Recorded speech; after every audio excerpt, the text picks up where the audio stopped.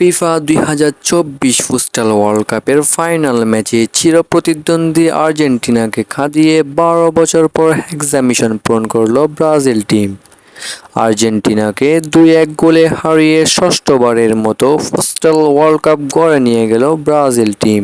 তাই আজকের দিনটি ব্রাজিল ফ্যানদের জন্য অনেক আনন্দের। তবে এই কাপটি ব্রাজিল ন্যাশনাল টিম নয়, বরং নেইমারের ব্রাজিলের ফুটসাল টিম নিয়েছে। ব্রাজিলের গোলকিপারের অসাধারণ পারফরম্যান্সে এবং দলের সকল প্লেয়ারের ভালো খেলায় আর্জেন্টিনাকে হারিয়ে ২০২৪ ওয়ার্ল্ড কাপের হেক্সা মিশন পূরণ করল ব্রাজিল টিম। ব্রাজিলের হয়ে প্রথম গোলটি করেন ফারাও এবং দ্বিতীয় গোলটি করেন রাফা।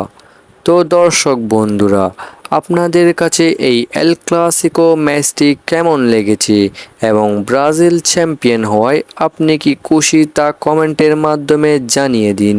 আর আপনি যদি আমাদের চ্যানেলে নতুন হয়ে থাকেন, চ্যানেলটিকে সাবস্ক্রাইব করে পাশে থাকবেন। ধন্যবাদ।